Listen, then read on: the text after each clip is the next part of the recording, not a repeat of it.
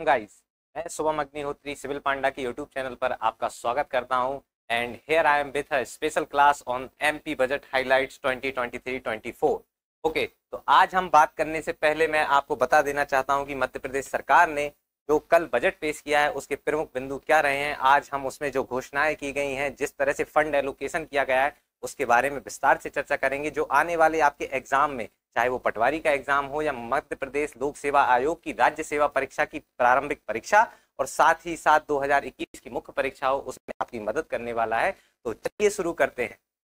सबसे पहले आपको बता देना चाहता हूं कि किस तरह से हमारे संविधान में बजट की व्यवस्था की गई है। तो जैसा आप सभी साथी जानते हैं कि आर्टिकल 112 दैट इज 112, इसमें हमारे संघ के लिए एनुअल फाइनेंशियल स्टेटमेंट का प्रावधान किया गया है कि राष्ट्रपति के कहने पर जो भी है हमारी सरकार सदन में, लोकसभा में अपने बजट को रखेगी। ठीक है, लेकिन हम बात कर रहे हैं मध्य प्रदेश के लिए, तो आपको बता देना चाहता हूं कि राज्य के लिए जो बजट की व्यवस्था की गई है दैट इज आर्टिकल 202। ये आपको याद रखना है। ये आपका प्रीलिम्स का क्वेश्चन हो सकता है, मेंस का एक 3 मार्कर हो सकता है। ठीक है, और इसके बाद जो बजट के प्रमुख पहलू होते हैं उन पर हम बात करते हैं। सबसे पहले बजट में 2 भाग होते हैं। आपको जानना होगा कि एक होता है आपका रिसीट, जो सरकार की आय होती है, और एक होता है एक्सपेंडिचर, जो सरकार का व्यय होता है, दैट इज एएफएस। में आपका एक पार्ट होता है रिसीट के लिए और दूसरा आपका पार्ट होता है दैट इज एक्सपेंडिचर। यदि हम देखें इनको, तो ये भी 2 भागों में विभाजित किए जा सकते हैं, 2 भागों में बांटे जा सकते हैं कि सरकार को कहां कहां से प्राप्तियां होती हैं, जिसको प्राप्तियां कहा जाता है, और वह कहां कहां से करती है। तो सरकार जिस तरीके से करों के माध्यम से जो प्राप्तियां होती हैं, जिसको हम आम भाषा में राजस्व अथवा रेवेन्यू कहते हैं, that is one source of receipt, revenue. और सरकार के लिए एक और जो दूसरा सोर्स होता है जिसमें सरकार कोई लोन ले सकती है, सरकार अपनी जो पीएसयूज होती है उनका डिसइन्वेस्टमेंट करती है और उनसे जो पैसा मिलता है, जो कैपिटल मिलती है, तो पूंजीगत रूप में होती है, दैट इज कैपिटल रिसीट। और इसी तरह से एक्सपेंडिचर में भी दोनों भाग होते हैं कि सरकार जिस तरह से हमारे डिफेंस के लिए, हमारे पेंशन और सैलरीज, इन पर जो खर्च करती है, that is your revenue expenditure. और उसके बाद सरकार कोई नए संस्थान बनाने के लिए, कोई इंस्टीट्यूशंस को कंस्ट्रक्ट करने के लिए, हाईवे बनाने के लिए जो भी पैसा खर्च करती है, that is your capital expenditure. तो कहा जाता है कि अर्थव्यवस्था में जितना ज्यादा कैपिटल एक्सपेंडिचर होगा, अर्थव्यवस्था उतनी ही ग्रो करेगी। लेकिन वर्तमान में स्थिति ये है कि रेवेन्यू एक्सपेंडिचर हमारा बढ़ता जा रहा है और कैपिटल एक्सपेंडिचर कम है। तो जो सरकार की एक अच्छे बजट की भूमिका होती है, उसमें हमेशा कैपिटल एक्सपेंडिचर आपका ज्यादा होना चाहिए और रेवेन्यू एक्सपेंडिचर कम होना चाहिए। तो चलिए हम वापस अब बजट पे आते हैं, किस तरह से मध्य प्रदेश सरकार ने अपने बजट में क्या घोषणाएं की है। तो यह है हमारे साथ जो सरकार का आधिकारिक हाइलाइट्स का जो है वो, उसके साथ हम पढ़ेंगे और मैं आपको इसके साथ मुख्य बिंदु बताता जाऊंगा कि किस तरह से पुरानी परीक्षाओं में बजट से प्रश्न पूछे गए हैं और आपको किस तरह से फोकस करना है। तो चलिए शुरू करते हैं। सबसे पहले इस बजट में जिस बिंदु पर बात की गई है दैट इज नारी शक्ति, दैट इज नारी शक्ति। तो सबसे पहले नारी शक्ति की बात क्यों, इस पर बात करते हैं। नारी शक्ति, एक कॉन्सेप्ट सुना होगा जेंडर बजटिंग। मैं आपको एक और कॉन्सेप्ट के बारे में बता देता हूं कि जब स्पेशली महिलाओं के लिए, बच्चों के लिए यदि कोई प्रोविजन किए जाते हैं तो उस तरह के बजट को जेंडर बजटिंग कहा जाता है। Madhya Pradesh was the first state to introduce the gender budget in India. Okay, and Australia was the first country in the world that introduced the gender budget. Okay, ये आपको याद रखना है और ये शायद वर्ष लगभग 2008 रहा। ठीक है, तो इस बजट की शुरुआत भी नारी शक्ति से हुई है। जैसा कि अभी चर्चा में आपको पता है, सर्वप्रथम सबसे पहले कौन सी आजकल योजना चर्चा में है, दैट इज मुख्यमंत्री लाडली बहना योजना। इसके लिए फंड एलोकेशन किया गया है लगभग 8,000 करोड़ रुपए का। इस योजना के मुख्य प्रावधान कुछ इस तरह से हैं कि आप सभी को पता होना चाहिए कि कोई भी महिला जिसकी उम्र 23 वर्ष पूर्ण हो चुकी है और वो 60 ईयर्स तक है, 60 साल की उम्र तक है, ठीक है, और उसके लिए शर्त है कि वो विवाहित हो अथवा तलाकशुदा हो, डाइवोर्सी, या वो विडो हो, विधवा हो, तो उसके लिए इसमें प्रावधान है कि हर महीने 1,000 रुपए का जो आर्थिक लाभ है, वित्तीय लाभ है, मौद्रिक लाभ है, सरकार द्वारा दिया जाएगा। और या मैं इसके साथ ही एक और कॉन्सेप्ट आपको बताना चाहूंगा कि ये आंशिक रूप से लिमिटेड यूबीआई है। यूबीआई, यूनिवर्सल बेसिक इनकम, सार्वभौमिक न्यूनतम आय, जिसके बारे में मध्य प्रदेश लोक सेवा आयोग वर्ष 2019 के अर्थशास्त्र पेपर में प्रश्न पूछ सका है कि यूबीआई गरीबी और असमानता को कम करने में सहायक होती है। अपनी राय दीजिए। Universal basic income is a factor to reduce the poverty and inequalities, write your opinion.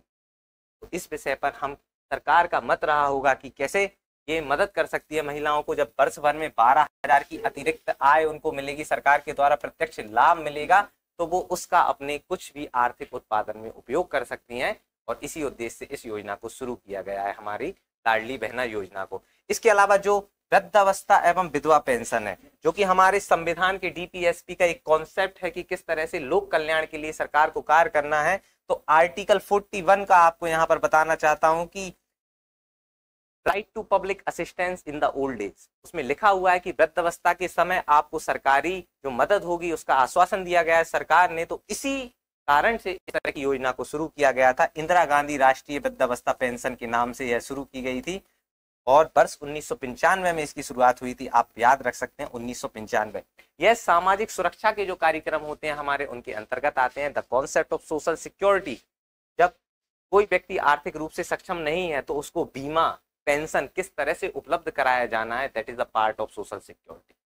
इसी सोशल सिक्योरिटी का पार्ट है हमारा मुख्यमंत्री लाडली बहना योजना। इसी सोशल सिक्योरिटी का पार्ट है वृद्धावस्था एवं विधवा पेंशन योजना। इसी सोशल सिक्योरिटी का पार्ट है हमारा कन्या विवाह एवं निकाह योजना।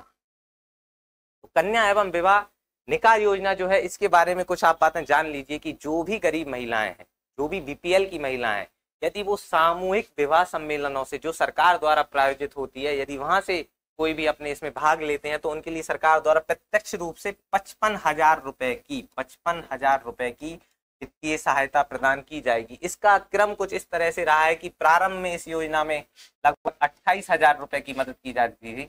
उसके बाद वर्ष 2018 में सरकार बदलने के पश्चात इस राशि को बढ़ाकर 51,000 रुपए कर दिया गया।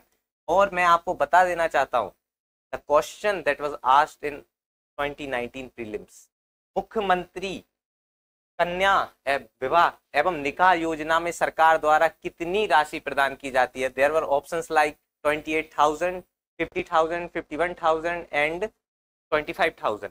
तो आंसर वाज 51,000। ठीक है, लेकिन अब इसको इस बजट में बढ़ाकर कितना कर दिया गया है, 55,000 रुपए। तो आपको याद रखना है कि इसमें चेंज हुआ है, तो आप चेंज पर अपनी नजर बनाए रखिए यदि आपसे पूछ लिया जाता है, ताकि आप इसका उत्तर कर पाए। इसके अलावा मुख्यमंत्री लाडली लक्ष्मी योजना, इसके लिए 929 करोड़ रुपए का प्रावधान किया गया है। ये अभी 2.0 फेज में है। इस योजना की शुरुआत आपको बता देना चाहता हूं कि 1 अप्रैल 2007 को हुई थी। वर्ष 2007 में लाडली लक्ष्मी योजना को शुरू किया गया था। यह हमारे देश में जो घटते लिंगानुपात की समस्या है, जो सेक्स रेशियो इम्बैलेंस है, उसको ठीक करने के लिए, सोसाइटी में जो पैट्रियार्कल आउटलुक के कारण हमारी बालिका के साथ विभेद होता है, उसको ठीक करने के लिए, सुधारने के लिए इस तरह की योजना को सरकार द्वारा लाया गया था। और ऐसी योजनाओं के सकारात्मक परिणाम आने के कारण ही हमारे देश में चाइल्ड सेक्स रेशियो में काफी वृद्धि हुई है। और आपको बताता हूं कि नेशनल फैमिली हेल्थ सर्वे 5.0 में जो हमारे प्रारंभिक आंकड़े आए हैं, तो माना गया है कि भारत का लिंगानुपात औसतन 1056 हो गया है, 1056। तो ये सरप्राइजिंग है कि कुछ इसी तरह की योजनाओं के कारण हमें ऐसे परिणाम मिल रहे हैं, तो इनको कंटिन्यू हमें करना पड़ेगा। तो मुख्यमंत्री लाडली लक्ष्मी योजना 2007 में शुरू हुई। इसके लिए फंड एलोकेशन है 929 करोड़ रुपए। कुछ इसमें व्यवस्था इस तरह से रहती है कि बालिका के जन्म के बाद जब वो 6वीं कक्षा में प्रवेश करती है तो कुछ मौद्रिक सहायता दी जाती है, 9वीं कक्षा में प्रवेश करती है तो कुछ मौद्रिक सहायता दी जाती है, 11वीं कक्षा में प्रवेश करती है तो कुछ मौद्रिक सहायता दी जाती है, और शेष राशि लगभग 1 लाख रुपए की उसकी विवाह के समय उसको पूर्ण दे दी जाती है। प्रारंभ में इसमें लगभग 1,21,000 रुपए का टोटल प्रावधान था, और शायद अभी हाल ही में कुछ इसमें चेंजेस हुए हैं, तो हमको उनको देखना पड़ेगा। लगभग 1,45,000 रुपए हो गया है। इसके बाद जो हमारी अगली महत्वपूर्ण घोषणा की गई है कि वर्ष भर में प्रत्येक महिला और बच्चे के लिए मेडिकल चेकअप की घोषणा की गई इस बजट में। तो ये बहुत ही अच्छा हमारा जो आर्टिकल 21 में right to health, right to health का अधिकार है उसको प्रदान करने के लिए कदम उठाया गया है। और ये डीपीएसपी के तहत है। अधिकार हमें फंडामेंटल राइट में है, लेकिन सरकार ने कदम उठाया, यह कदम डीपीएसपी का पार्ट होगा। ठीक है, फिर देखते हैं महिलाओं के स्वरोजगार के लिए 1000 करोड़ रुपए की व्यवस्था की गई है, क्योंकि हमारी जो महिलाएं होती हैं, जो ट्राइब्स महिलाएं हैं या घरेलू महिलाएं, उनके पास काफी समय होता है कि वो अपनी आर्थिक उत्पादकता को बढ़ा सके, लेकिन उनके पास वर्किंग कैपिटल नहीं होती, उनके पास इनिशियल जो इनपुट्स होते हैं वो अवेलेबल नहीं होते। और जो मोहल्ले की महिलाएं होती हैं वो अपना ग्रुप बनाकर, सेल्फ हेल्प ग्रुप बनाकर ऐसे काम कर सकती हैं, बांस की टोकरी बना सकती हैं, कोई हैंडीक्राफ्ट्स बना सकती हैं, आप देख सकती हैं, लेकिन उसके लिए उन्हें सहायता चाहिए। तो इस वित्तीय सहायता के लिए सरकार ने लगभग 1000 करोड़ रुपए की व्यवस्था की है। यदि हमसे प्रश्न पूछा जाता है कि महिला सशक्तिकरण के लिए सरकार ने क्या किया है, तो इन सभी प्रावधानों को हमें लिखना होता है। महिला नीति पर वर्ष 2020 में प्रश्न पूछा गया कि राज्य महिला नीति 2020, स्टेट विमेन पॉलिसी 2015, जो स्टेट मेंस 2020 में क्वेश्चन था, उस पर आपको लिखना था। उस सबके प्रोविजन इसी के साथ ही है। ठीक है, बात करते हैं प्रसूति सहायता की। तो प्रसूति सहायता प्रसव सुरक्षा के लिए, या हमारा जो इंस्टीट्यूशनलाइज डिलीवरी होती है उसको बढ़ाने पर फोकस करता है। और प्रसूति सहायता के लिए आप सभी को पता होगा कि प्रधानमंत्री, एक मिनट,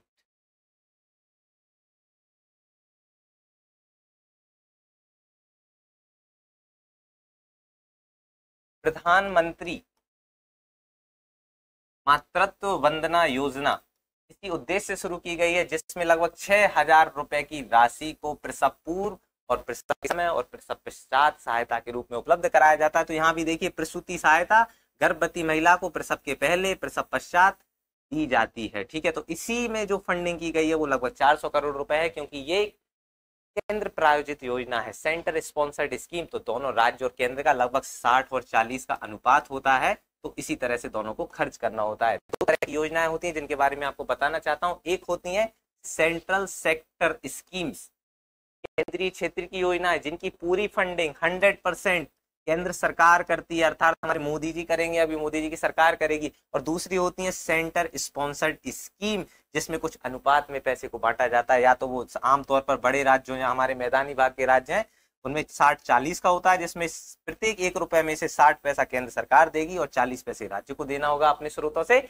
और जो हमारे हिमालयी राज्य हैं और जो नॉर्थ ईस्ट के राज्य हैं उनके लिए अनुपात सामान्यतः 90 और 10 में होता है। तो कंफ्यूज होने की जरूरत नहीं है, लेकिन हमको पता होना चाहिए केंद्र प्रायोजित योजना और केंद्रीय क्षेत्र की योजनाओं में क्या अंतर होता है। That is central sector scheme and centre sponsored scheme. चलिए, तो प्रधानमंत्री मातृत्व वंदना योजना एक सेंटर स्पॉन्सर्ड स्कीम है, इसलिए इसमें फंडिंग की गई है। इसके अलावा जो प्रसूति सहायता के लिए कार्यक्रम है, दो हमारे प्रसिद्ध कार्यक्रम है। एक है जननी सुरक्षा योजना, जननी सुरक्षा योजना, जच्चा बच्चा सुरक्षा योजना, सुरक्षा योजना। ठीक है, तो जननी सुरक्षा योजना पर फोकस किया गया था कि जो संस्थागत प्रसव है उसको बढ़ावा दिया जाए, क्योंकि इस तरह की योजनाओं का लक्ष्य है कि एमएमआर जो कि 1 लाख पर जिसकी गणना की जाती है, इसको हमें कम करना है। ठीक है, मातृत्व मृत्यु दर प्रति 1 लाख महिलाओं पर, प्रति 1 लाख प्रसव होने वाली महिलाओं पर लगभग मध्य प्रदेश में 173 महिलाओं की मौत हो जाती है। तो इस आंकड़े को हमें बहुत कम करके लगभग 100 तक लाना है, जो हमारी राष्ट्रीय स्वास्थ्य नीति है उसमें लक्ष्य को रखा गया है। और अभी हम लक्ष्य से काफी दूर हैं, इसलिए प्रसव सुरक्षा पर, प्रसव सहायता पर सरकार का बहुत जोर है। ठीक है, इसी तरह से आंगनवाड़ी के माध्यम से भी उन्हें सहायता दी जाती है। और प्रधानमंत्री मातृत्व वंदना योजना को एक और बात बता दूं कि नेशनल फूड सेफ्टी एक्ट में भी शामिल किया गया है, दैट इज 2030। सभी चीजें आपस में जुड़ी हुई हैं। चलिए, अब आगे बात करते हैं। बच्चों की शिक्षा की बात आती है कि शिक्षा को हमको बढ़ावा देना है, that is education, so important. और सबसे ज्यादा जो समस्या है हमारे ग्रामीण परिवेश में, रूरल जो बैकग्राउंड है वहां पर आती है। तो इस वजह से सरकार ने इस बार बजट में नारी शक्ति को देखते हुए घोषणा की है कि जो हमारी छात्रवृत्ति के लिए योजनाएं हैं, दैट इज गांव की बेटी योजना, इस योजना को 2005 में शुरू किया गया था कि गांव की बेटी जब भी कोई कॉलेज में प्रवेश लेती है तो उसको लगभग 500 रुपए माह 500 रुपीज पर मंथ की स्कॉलरशिप दी जाती है। उसके अलावा जो प्रतिभा किरण योजना है जिसमें 2000 रुपए का एक मुफ्त लाभ प्रदान किया जाता है, इट वॉज स्टार्टेड इन 2009। तो इनके लिए भी फंडिंग की गई है लगभग 83 करोड़ रुपए की। इसके अलावा जो हमारे देश की एक प्रसिद्ध योजना है केंद्र सरकार की, वापस से मैं बताना चाहता हूँ, NRLM, national rural livelihood mission, इस पर फोकस किया गया है। उसमें महिलाओं पर विशेष रूप से फोकस किया जा रहा है, इसलिए सेल्फ हेल्प ग्रुप्स को बनाए जा रहे हैं। सेल्फ हेल्प ग्रुप्स आप समझते हैं स्वयं सहायता समूह, और NRLM के तहत जो सेल्फ हेल्प ग्रुप्स बनाए जाएंगे और उनमें जो भी वित्तीयन होगा, दैट इज फाइनेंसिंग, जो भी फाइनेंसिंग होगी, जो भी लोन दिए जाएंगे, उसमें 2% की इंटरेस्ट सब्सिडी का प्रोविजन है। तो उसके लिए फंडिंग की गई 660 करोड़ रुपए की। NRLM को हम को प्रमोट कर पाए और हमारे देश की महिलाएं सशक्त बने, आर्थिक रूप से आत्मनिर्भर बने, और जो हमारी स्थानीय कला है, हमारे स्थानीय जो उत्पाद हैं, उनके लिए एक राष्ट्रीय स्तर पर, राज्य स्तर पर मार्केट उपलब्ध हो जाए और आर्थिक रूप से सक्षम हो। तो ये हमारा नारी शक्ति के पार्ट में यही था जो बजट में प्रमुख